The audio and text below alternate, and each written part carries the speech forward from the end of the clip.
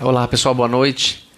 Muito obrigado por terem vindo, viu? E como sempre, eu dei boa noite aqui em cima, espero que tenha gente lá embaixo, né? Boa noite de baixo, pessoal daí de baixo, só vocês agora. Boa noite pessoal aí de baixo. Muito boa noite, obrigado por estarem aqui com a gente também.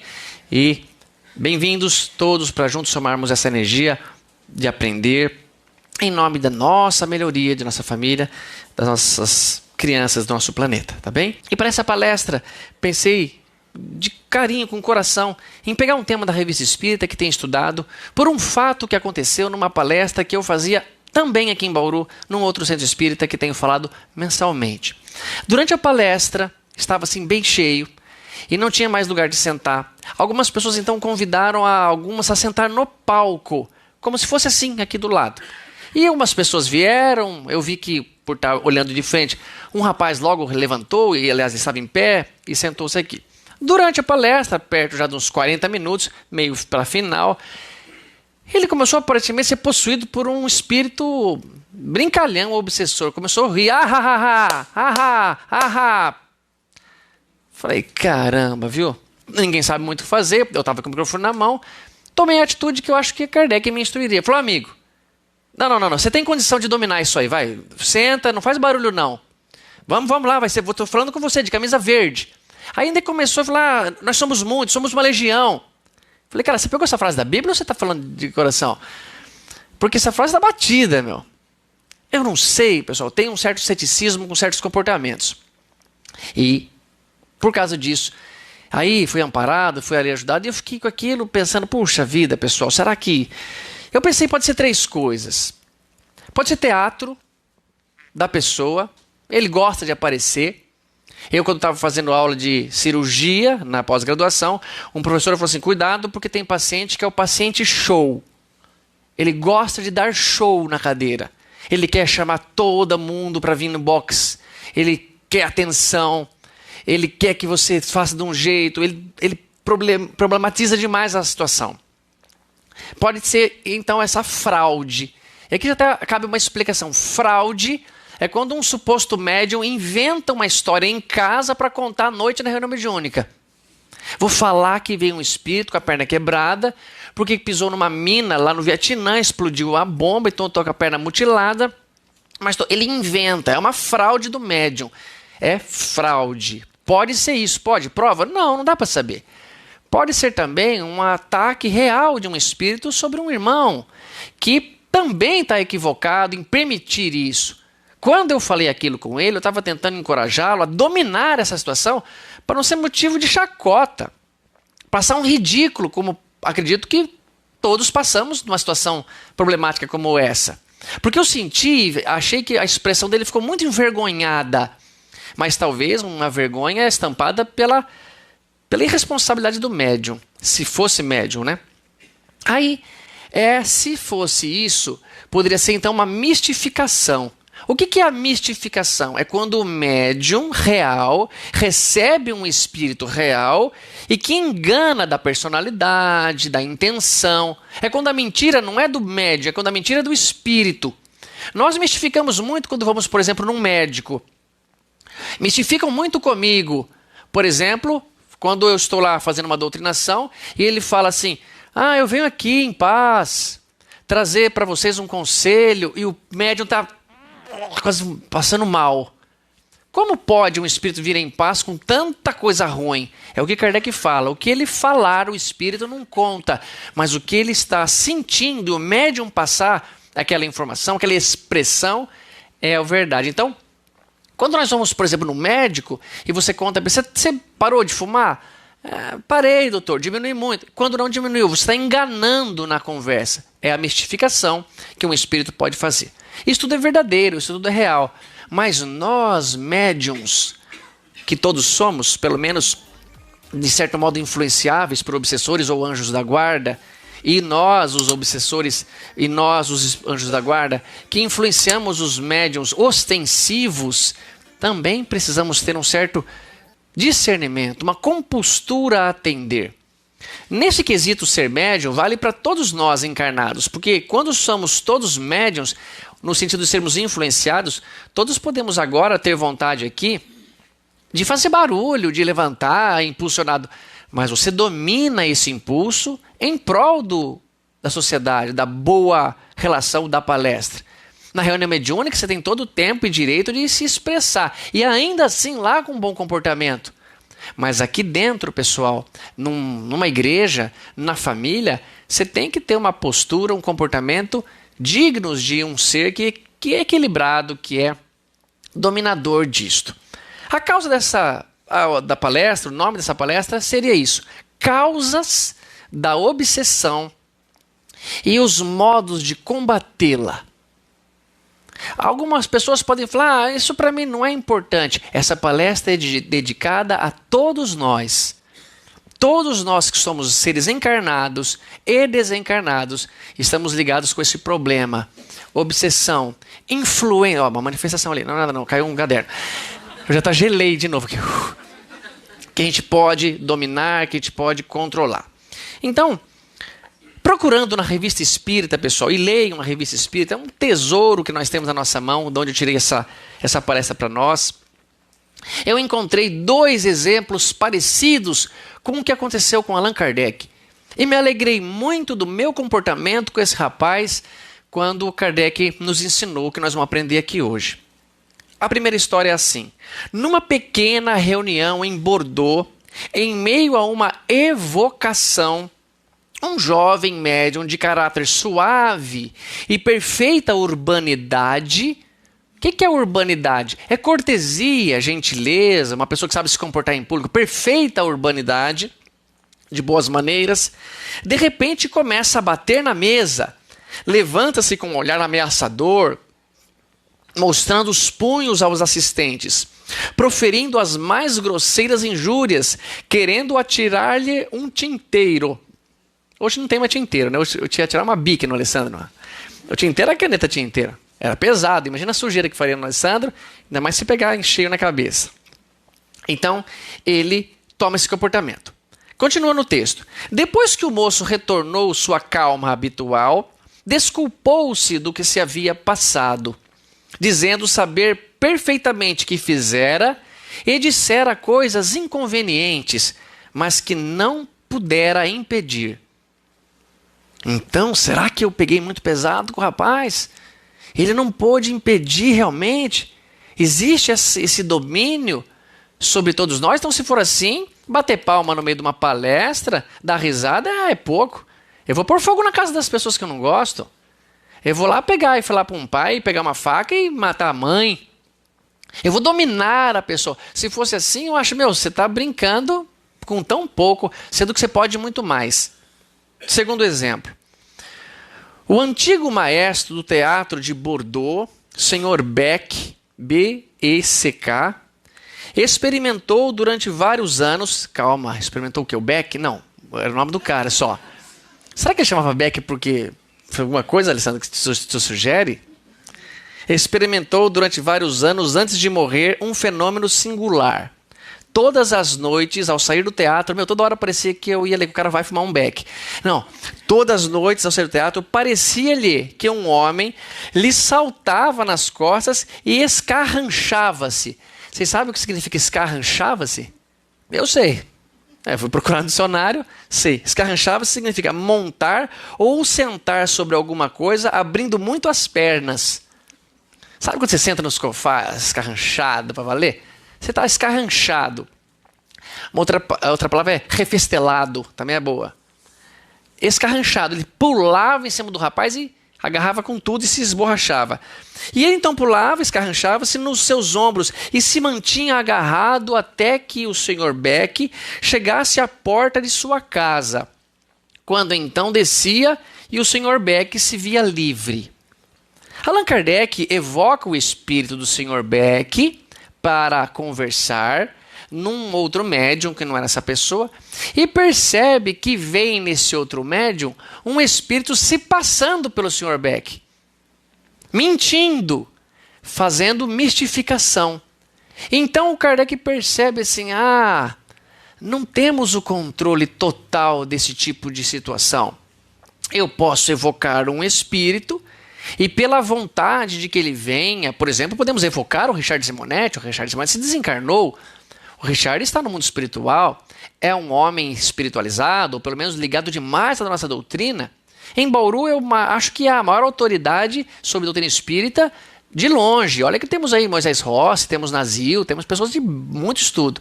Mas o Richard, para mim, é o primeiro. Então eu posso evocar o Richard Simonetti para aparecer aqui e dar uma comunicação. E pode vir um cara e falar, olá, tá, tô aqui, sou o Richard. Como que eu vou saber, cara? O que você quer saber? Ele pode ter as informações que eu queira e ele pode me enganar. Ele pode me falar coisas que eu não estou ligado e complica se eu começar a me vincular e ligar a certos comportamentos. Então, olha o que diz. E ele vem, então, o Sr. Beck, fazendo o médium representar uma cena diabólica. Certamente, agora vem a explicação de Kardec, porque no médium, esse espírito havia encontrado as necessárias disposições fluídicas para o dominar. Por que esse rapaz levanta no meio do negócio e faz barulho? Por que o rapazinho lá ameaçou jogar o tinteiro no amigo e fez um monte de coisa que ele depois se envergonhou? Por que esse médium que haviam se chamado Dr. Beck, esse Sr. Beck, e que vem um outro, por que eles conseguiram? Porque eles encontraram no médium as necessárias disposições fluídicas para os dominar, para os secundar. O que é isso, disposição fluídica? Aí que começa a ficar bem legal.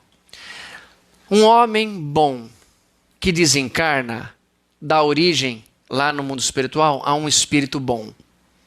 Esse espírito bom, quando reencarna, dá origem a um homem bom. Homem aqui é homem ou mulher, tá, pessoal? É diferente do animal. Por favor, não fala assim, tá até machista, fala de homem. Uma mulher boa, quando desencarna, dá origem a um espírito bom. Um espírito bom, quando reencarna, dá origem a uma mulher boa. Uma mulher perversa encarnada, ela é perversa. E quando ela desencarna, ela continua com as mesmas perversidades. Ah, agora você falou que a mulher era perversa. Por que você deu o exemplo do homem bom? Um homem perverso, quando desencarna... Tá difícil conversar se a gente for bobo assim, hein, pessoal? Vamos conversar como irmãos. Nós estamos aqui para aprender junto. Um homem ou uma mulher perversos, quando desencarnam, dão origem a espíritos perversos. Dão origem no sentido do quê? Tornam-se espíritos. Já eram, mas abriram mão do corpo, largaram a mão, continua a mesma coisa. O instante que antecede a morte, façam que o espírito seja o mesmo, idêntico ao segundo que vem depois. Você continua nutrindo as mesmas maldades, meu. A mesma ignorância, a mesma estupidez, o mesmo orgulho, a mesma bondade, a mesma sabedoria, a mesma benevolência. É a mesma coisa. Aqui é essa parte. Então Kardec diz assim. Assim, os mundos visível e invisível se interpenetram e se alternam incessantemente. Desencarna um pouco, reencarna um pouco, vai Richard Simonetti, daqui a pouco vai Nazil, daqui a pouco vai Alessandro, e o Tato não vai ainda, e vai mais gente. E o Tato está lutando firmemente, e 140 vai Tato. Tudo bem. É a vontade da gente, eu posso dizer o que eu quiser. Na realidade, esses dois mundos não constituem senão um só, em dois estados diferentes. Eu pensei num exemplo. Imagina que nós temos uma piscina e temos em volta e um pouco dentro, um pouco fora, 100 pessoas, 100 crianças brincando. Mais ou menos numa média, vamos supor que nós temos 20 crianças dentro da água, elas estão encarnadas, e 80 rodando ali por fora.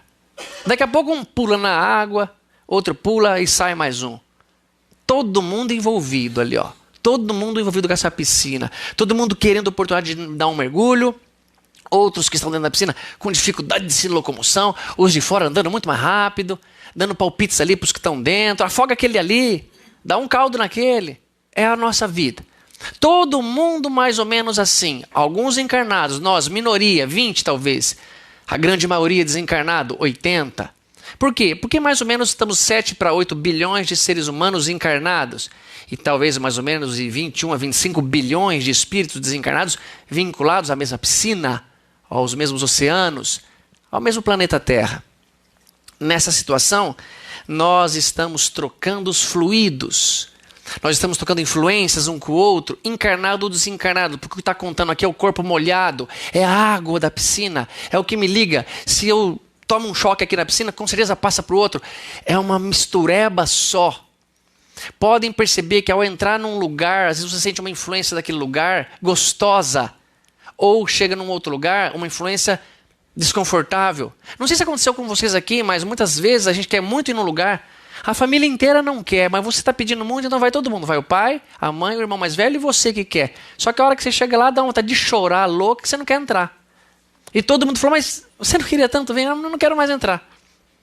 Pode que você esteja percebendo sensações, impressões que o local é muito incompatível com o que você quer.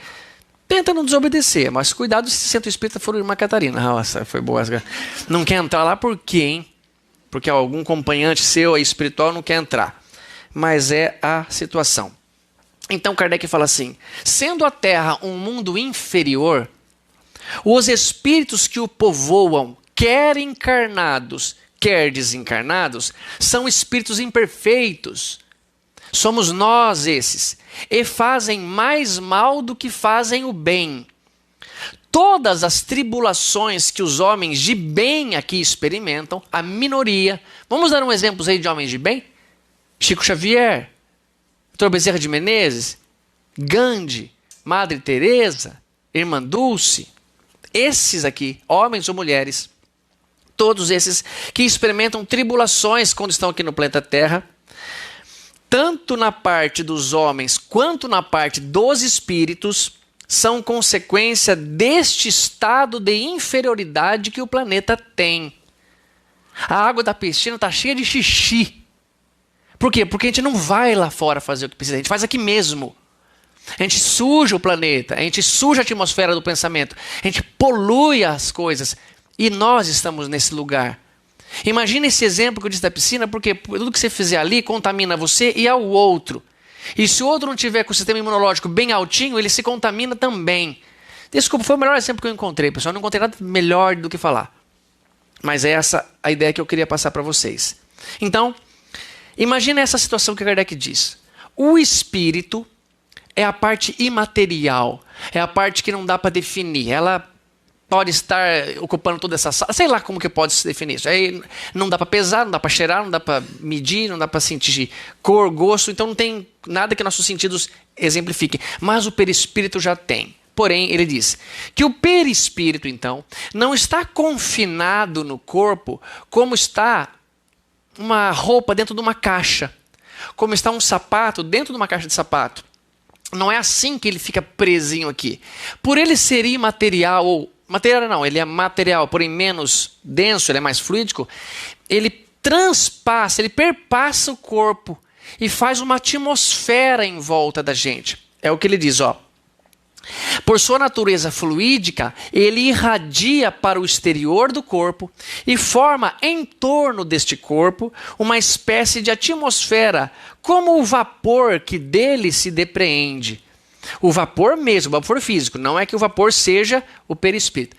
Algumas pessoas já relataram, se alguém estiver aqui vendo isso, pode dizer, alguém vê em volta de mim alguma coisa que poucos veem? Uma aura, alguma coisa que normalmente na palestra, algumas pessoas que eu confio relatam que ela aumenta e depois diminui e desaparece. Por quê? Porque todos nós palestrantes, todos os passistas, todos aqueles que estão imbuídos de boa vontade, amparados por pessoas realmente do bem elevadas, estufam-se no perispírito, eles estão abastecidas. É isso que vocês estão vendo. Essa aura que fica em volta de nós, que brilha mais em uns, brilha menos, que diz que a do Chico Xavier tinha metros de tamanho, que era tão grandiosa, é esse perispírito que sai do corpo, por ele não ficar confinado lá dentro. Kardec está explicando e tem muito a ver. Ele diz que este fluido, este perispírito, traz consequências do meu pensamento. O que eu penso sobre a minha vida, sobre as pessoas, sobre aqueles que falam mal de mim ou que falam bem, as pessoas que me maltratam no trânsito, aqueles que me agradam em casa, ele vai fazendo com que a substância que forma o meu perispírito torne um perispírito mais agradável ou menos agradável. Kardec propõe uma coisa. Imagina que duas pessoas se aproximem uma da outra. Elas não se encostam, mas elas chegam próximas. Esses dois fluidos que vêm perto de mim, por exemplo, do Lê, quando nos aproximamos aqui para conversar, eles se entrelaçam. Eu não sei que tamanho tem isso, sim, mas mesmo que eu não toque, que eu chegue perto, eles começam a se entrelaçar. Kardec vai dizer que se o meu perispírito tiver uma natureza muito antipática ao do Alessandro, com harmonia muito diferente, eu vou me sentir mal perto dele, mesmo que eu não me dê conta disso. Alguém nunca sentiu isso por ninguém? Por pessoas que não podia sentir? Como, sei lá, um primo, um irmão, a mãe, o pai, e luta para não ter, mas tem alguma coisa que incomoda? Ou o irmão da namorada? Ou alguém que, nossa, cara, eu vou ter que conviver com essa pessoa até quando? E o contrário também. Certas presenças tão boas, tão agradáveis de estar perto, a pessoa não precisa falar nada, só de estar perto é gostoso. Este perispírito, ele é formado pelo nosso pensamento. Não que ele não seja formado fisicamente da matéria do planeta, como Kardec fala. Ele é purificado ou envenenado pelo pensamento. É o que pensamos, é o que somos. Por isso que eu acho que Jesus não tem dificuldade nenhuma de olhar para a gente e ver o que nós somos. E ver a cor que eu tenho. Este ambiente aqui, dentro desse espaço, preso pelas paredes do Irmã Catarina, está dando um resultado da mistura de tudo que todo nós estamos colocando aqui dentro. O meu pensamento, o pensamento de alguém que está querendo ir embora, o pensamento de alguém que está feliz por estar na palestra, outro que está com dor de barriga, outro que está com dor de cabeça, está chateado, está cansado. Tudo isso dá uma mistureba e vira a substância final, que para muitos torna-se compatível, para muitos eleva, para muitos é ruim. Neste ambiente, pessoal, vai atuar sobre nós as nossas sensações, as nossas influências, que podem fazer um médium falar uma bobagem durante uma palestra e que podem fazer a gente tomar uma decisão de não cometer mais um erro quando voltar para casa. Olha que bacana esse texto que a gente tem de Allan Kardec. Imaginemos um médium envolvido e penetrado pelo fluido espiritual de um espírito mau. Para que o do bom possa atuar sobre o médium, é necessário que penetre nesse envoltório, e já se sabe que dificilmente a luz penetra um nevoeiro muito espesso. Conforme o grau de obsessão, o nevoeiro está permanente, tenaz ou intermitente e, por consequente, mais ou menos fácil de dissipar. Aqui ele começou então a falar da obsessão legítima. Por quê? Porque tudo que eu penso, tudo que eu emito, tudo que eu produzo no meu perispírito é uma vibração e ela se harmoniza com outra pessoa. Pode ter certeza que as mamães que oram muito, que lutam pela virtude, não atraem espíritos maléficos. Podem encontrar-se com ele numa esquina qualquer, mas eles não aguentam muito. Se ela não baixar o padrão dela para igual ao deles, ou eles vão ter que levantar para ficar de harmonia com ela, ou eles vão ter que dar no pé. Isso acontece quando nós vamos num lugar e a frequência daquele lugar está mais baixa do que a nossa. Normalmente, nós não resistimos tanta pressão. Por isso que quando você vai numa reunião mediúnica, para mim, o mais importante são os médiuns de apoio. Eu costumo definir a reunião mediúnica como sendo assim: o doutrinador é quem vai tirar a sujeira do espírito. É como se tivesse um sabonete e uma bucha. O doutrinador, o esclarecedor. O médium, o legítimo médium, é o próprio corpo que trouxe a sujeira, representado pelo... E que faz os médiuns de apoio? É o leito do rio. É o fluxo da torneira. Se eu tiver um médium de apoio, eu posso ter um ótimo doutrinador, com uma bucha boa e um sabonete bom, um médium ali, todo mundo, mas só cai uma gota d'água por vez, não sai essa encardida. Vocês lembram daquele programa do Gugu que tinha que tirar sujeira de uns caras fortes, meu? uns homens, que nem eu, assim, umas mulher bonita, só que era uma míngua de água, cara. E você passava nas costas dela, e no bumbum dela, e na barriga dela, e nos caras, e os caras ficavam assim, programaço, hein, meu? Quanto tempo eu já perdi vendo isso aí, cara, na minha vida? Quanto tempo, Lê? E hoje corro atrás desse prejuízo que não vou conseguir alcançar. Porque já percebi que já não vou ser um completista, não. Então, para mim, a reunião mediúnica se consiste nisso. Agora, imagina que tem ali, cara, como o Kardec falou, de 8 a 12 no máximo. Por quê? Porque 100 remanos na mesma direção é melhor do que 12 remando, mas é difícil ter 100 pessoas que se harmonizam entre si. Cara, não parece estranho isso? Vocês não conseguem ter 100 amigos sinceros um para o outro? Não consegue. Ninguém consegue. Às vezes você faz uma festa de aniversário ou de casamento, a tua prima ela arruma um namorado, você convidou tua prima, ela quer levar o namorado dela, né? Aí aquele cara te estraga a festa. Não troco esse cara aqui. Bom, pois é, se isso acontecer na reunião mediúnica, meu, era melhor você se levantar e sair. Porque você deve estar dispensando uns 3 trabalhadores espirituais para isolar a tua energia ruim, enquanto a reunião segue sem você.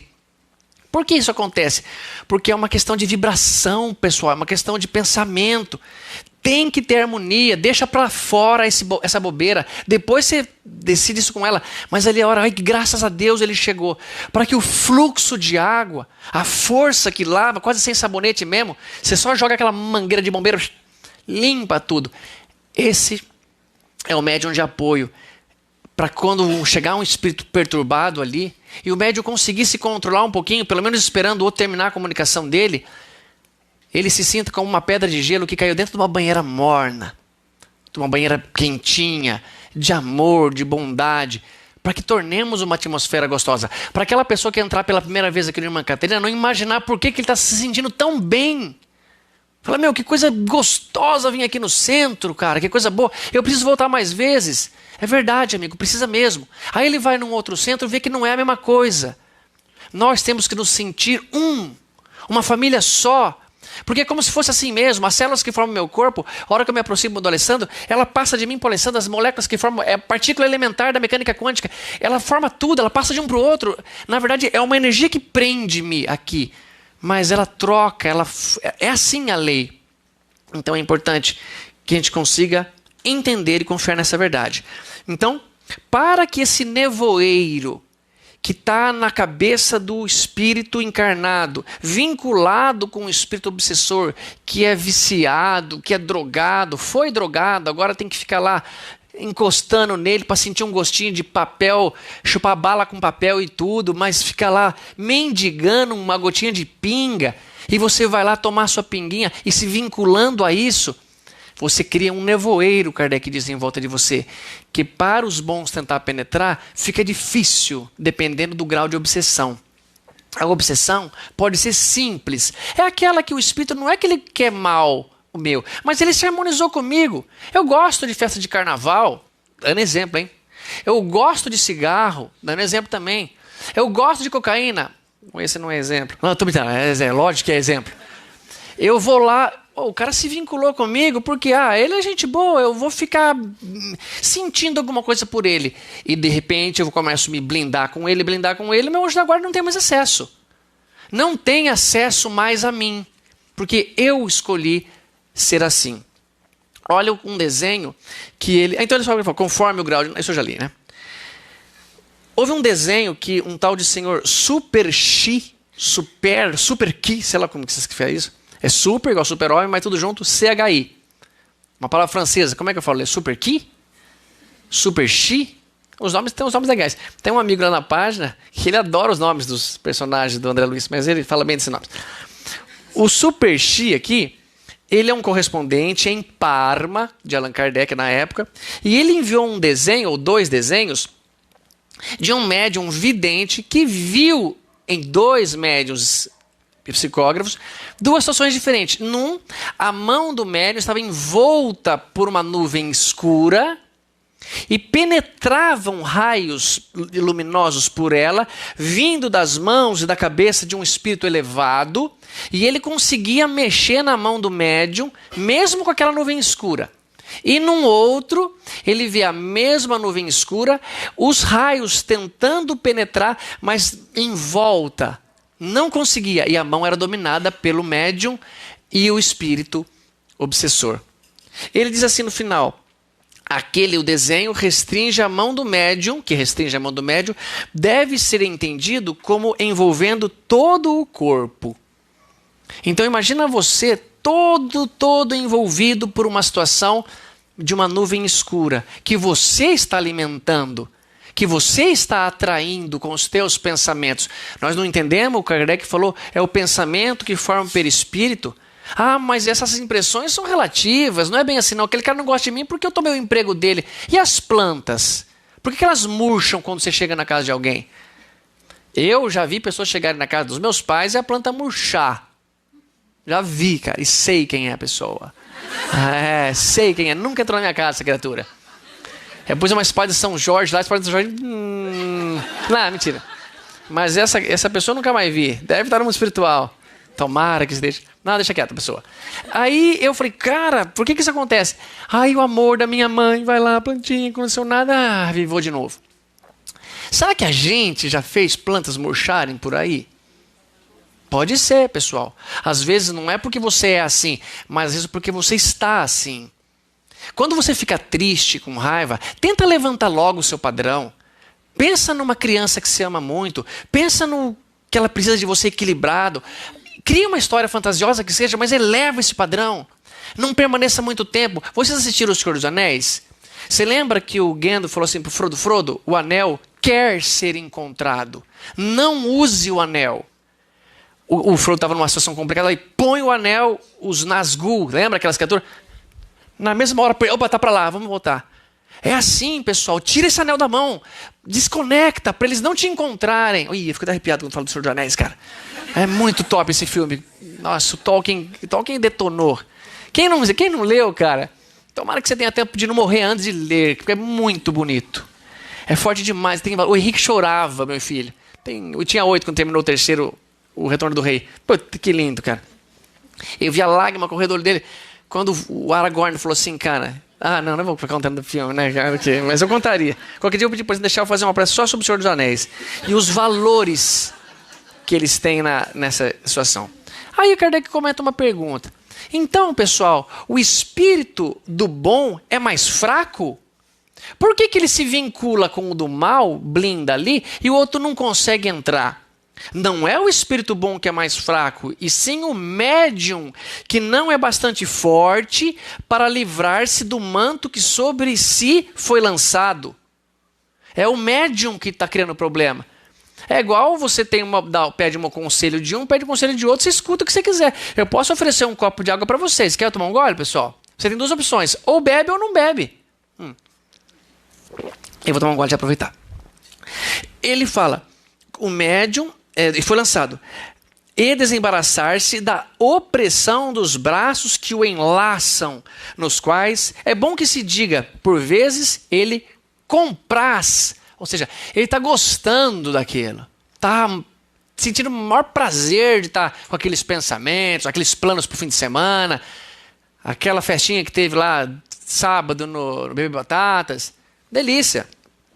Compreende-se que, neste caso, o espírito bom não possa triunfar, porque o outro é preferido.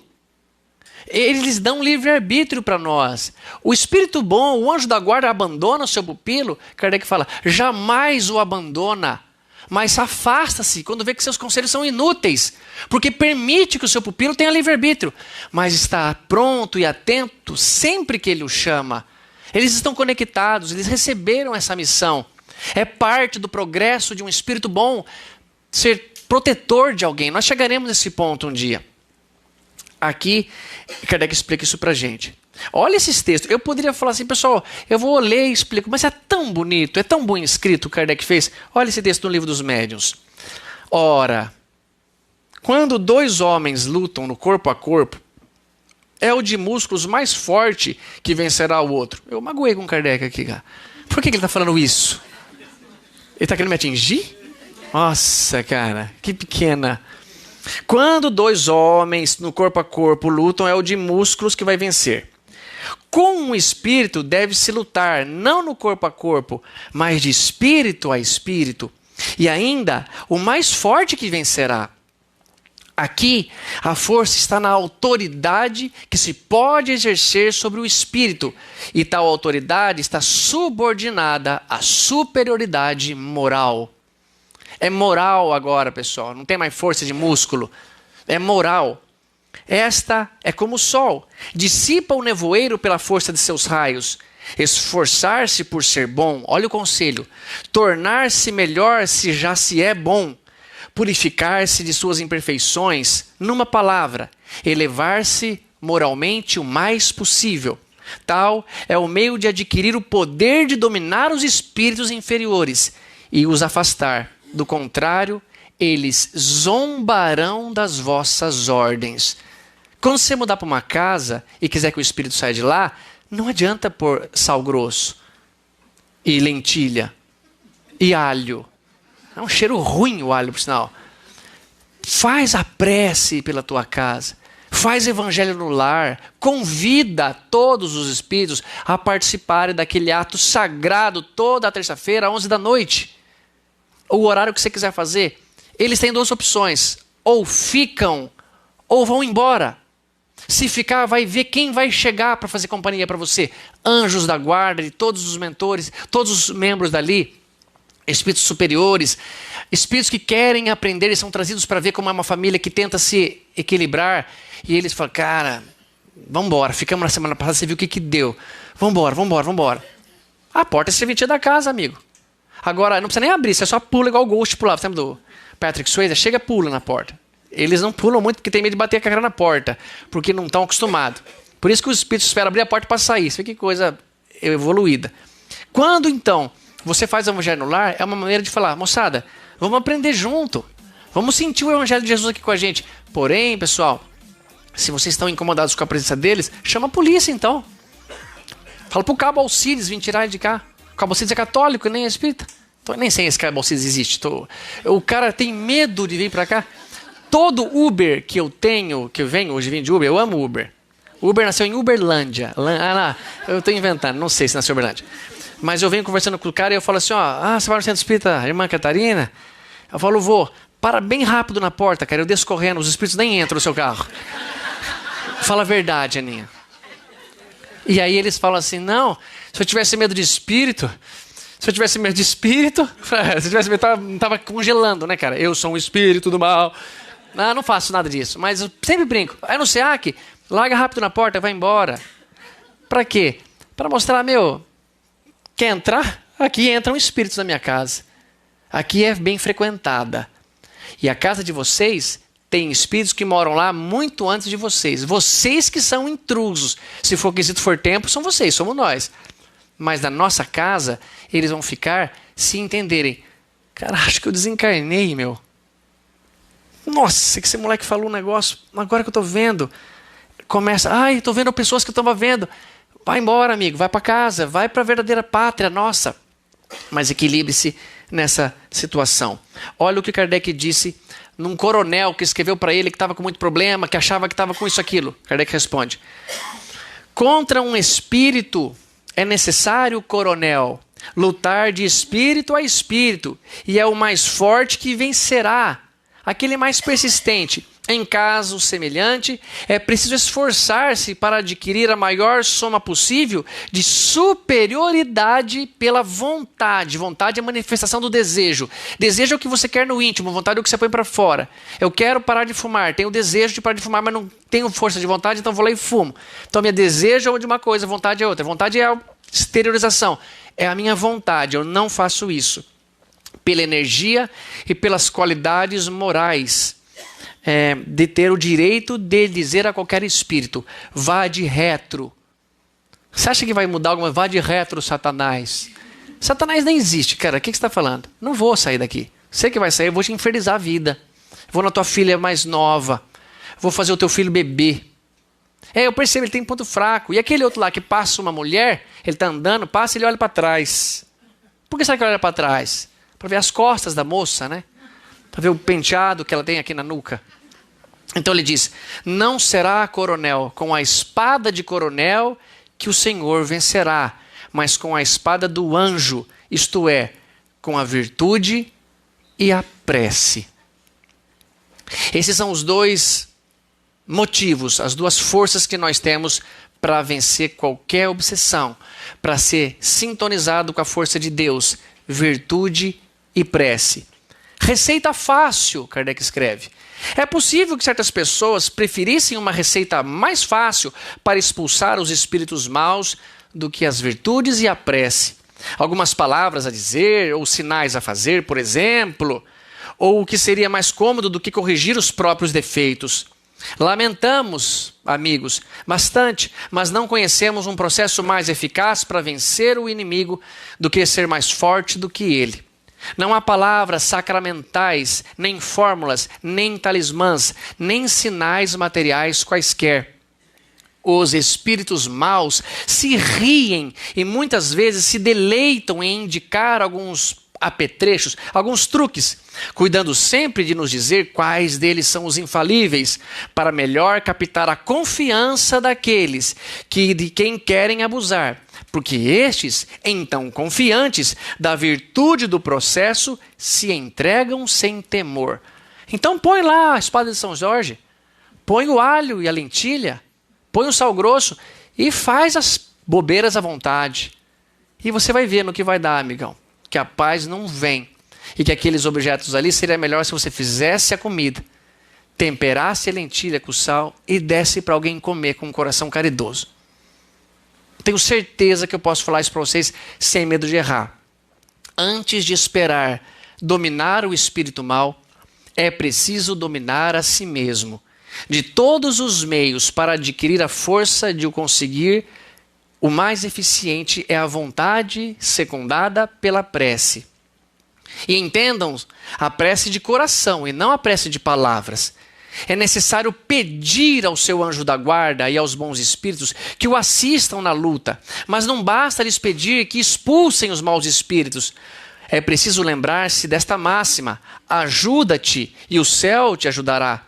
E, sobretudo, pedir-lhes a força que nos falta para vencer as nossas más inclinações. Alguém aqui faz academia? Eu não faço, vocês já perceberam. Por quê? Porque ele fala que é necessário pedir a ajuda necessária que me falta para vencer as más inclinações. Quem faz academia e quer realmente crescer, está fazendo força no limite, cara, no supino, que ele não está mais aguentando, está tremendo o braço. Aí vem o personal e dá só um toquinho para subir. Aí ele desce quase que sozinho, vai de novo. Pede para o anjo da guarda, dá esse toquinho que falta, mas faz o possível para ali ver. Quanto esforço, meu irmão. Questão 909 do Livro dos Espíritos. Poderiam os homens vencer as más inclinações pelo seu próprio esforço? Sozinhos, próprio esforço? A resposta é tão linda. Sim. E quão pequenos esforços teriam que fazer? Mas como são poucos entre vós aqueles que fazem algum esforço. Eu acho que as pessoas que falam que se der o dízimo, se trouxer o sal grosso, se fizer, se está liberado, vão responder por este erro. O dízimo é muito importante para manter a instituição evangélica importante funcionando. Energia elétrica, limpeza, água, estacionamento é importante. Precisamos usar o dinheiro para isso. Mas não compram vagas, não desabilitam obsessores. Não funciona assim. Eles se riem da gente se a gente achar que isso está valendo a pena. Faz isso que você está protegido. E lhe dá interessante direito de fazer o que você bem entender. Como se eu fosse por um padre me confessar e falar, para esse crime são 20 ave-marias. Bom, já sei que olhar para a mulher do meu irmão são 20 ave-marias. Então amanhã vai ter uma mulher que eu quero olhar, vou depositar oração na minha conta, 20 ave-marias de óleo à vontade. Não funciona se eu não tiver o sentido do arrependimento, da vontade de mudar em mim esse esforço. E amanhã, ao entrar lá, eu falo, Senhor, meu anjo da guarda, me ajuda, cara, para o que falta para eu vencer sem mal inclinação. E não pensar na frase como o Chico falou. A tentação é como um cachorro bravo que corre atrás de mim e eu quero que ele me alcance. A tentação é aquilo, falar, não posso ver, isso me faz tão mal. Mas eu adoro, eu quero, eu me entrego, Eu gosto que... Como é que é a frase? Eu gosto que me diz... Que eu lambuzo, sei lá o quê. Não sei. Deixa pra lá. Eu não lembro como que era. Em resumo, disse Allan Kardec, a prece fervorosa e os esforços sérios por melhorar-se são os únicos meios de se afastar um mau espírito. Que reconhecem vocês, que assim praticam como senhores, ao passo que as fórmulas os fazem rir. A cólera e a impaciência os excitam. É preciso cansá-los, mostrando mais paciência do que eles. Portanto, duas as virtudes, e pelo menos isso vocês vão sair daqui sabendo. Que devo fazer para vencer a obsessão? Virtudes e prece. Aninha, responde você para todo mundo ouvir. O que eu tenho que fazer? As duas para melhorar?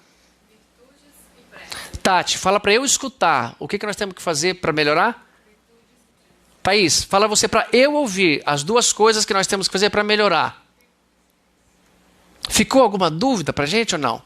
Vamos falar nós todo mundo junto no ritmo que as meninas falou. Quais são as duas coisas para a gente vencer o obsessor e conseguir sair daqui melhor? Virtudes e prece. Está resolvido. O que é virtude? Esforço diário para não fazer mais nenhum vício. O que é um vício? É tudo que eu percebo que faz mal à minha saúde, que eu não posso contar para minha esposa, que eu não posso contar para meu pai ou para minha mãe, que eu tenho vergonha se alguém ficar sabendo. Isso é vício. Isso é coisa feia. Não faz mais isso. Não é fácil. Exige esforço. Então faz virtudes nascerem em você. E prece. Por quê? Porque a prece é a companhia que você convidou. Anjo da guarda, Augusto, vamos lá comigo na palestra? Eu vou falar, quero tua inspiração, quero não ter tempo de falar tudo que preparei, quero que estoure 1 hora, de tanto que você colocou coisa na minha cabeça e eu não tive tanto tempo para falar. Eu convido ele para vir.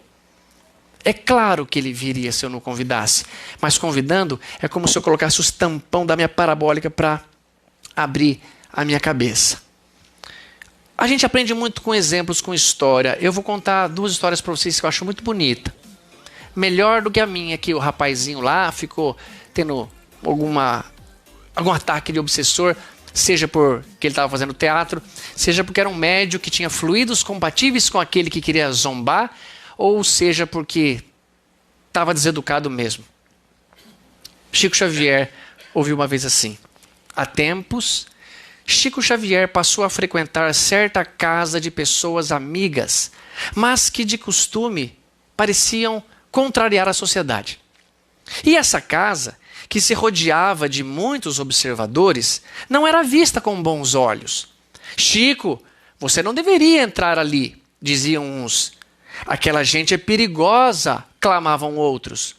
A coisa ia nesse ponto quando um irmão lembrou ao Chico a inconveniência a que se expunha.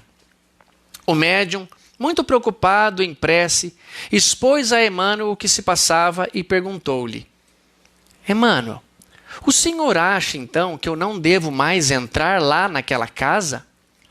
E o protetor, sorrindo, deu-lhe esta sábia resposta: Chico, você pode entrar lá quantas vezes e quando quiser.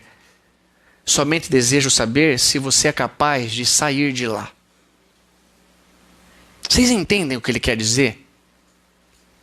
Eu não tenho problema nenhum em ver meninos de 16 anos, meninas de 17, 18, subirem para o Baby Batatas carregando coolers lotados de sei lá o quê. De vodka, de pinga, de cerveja, de qualquer coisa que não seja boa para a saúde, que não seja boa para a nossa mente. Eu não tenho medo que eles estejam lá. Eu tenho medo se eles vão conseguir sair de lá. Porque numa dessas você pode engravidar uma menina e estar amarrado para o resto da tua vida. Você pode contrair uma doença e agora, filhinho, é tomar um coquetel de coisa que te tira toda a alegria de viver. É manifestação, fiquem tranquilos, é assim mesmo. É os caras revoltados com a palestra, olha como está dando certo. Eu tenho intenção de que nós, que somos fracos ainda, façamos como alguns. Eu não vou lá não, cara. Não tenho coragem de entrar ali dentro. Eu entro lá, a coisa começa a me envolver, eu me entrego. O Emmanuel não achava ruim se o Chico entrasse. Por quê? Porque, a exemplo de Jesus, o mestre ia em qualquer lugar. Entrava na casa de chamada gente de uma vida. Por que que os fariseus tinham medo ou chamavam essas pessoas isoladas e não se compartilhavam com ela? É capaz deles se interessarem pelas meninas, se interessarem pelas garotas, pelos garotos. E eu vejo, pessoal, subir cada menino bonito lá, meu. Cada menino forte, cara. E tava bem calor, umas camisetas pequenas, uns braços tatuados, cada tatuador de talento. Cada menina bonita, meu, com um short pequeno, puxado muito para cima. Ainda bem que a casa minha com portão de vidro foi colocado um negócio que não dá mais para ver, né, Aninha? Todos nós, pessoal, somos frágeis, somos fracos. Se você acha que você não pode, não vai. Se vou só lá dar uma olhada, para quê? Vai no cinema, como eu fiz com o Henrique e a Aninha, vai ver o Sonic, tão legal. O Henrique chorou no Sonic, cara. O Henrique é uma manteiga derretida, pelo jeito. Viu?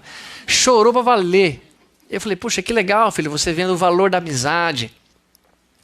Mas a gente tem que conseguir entender que a gente, às vezes, precisa largar aquilo para trás.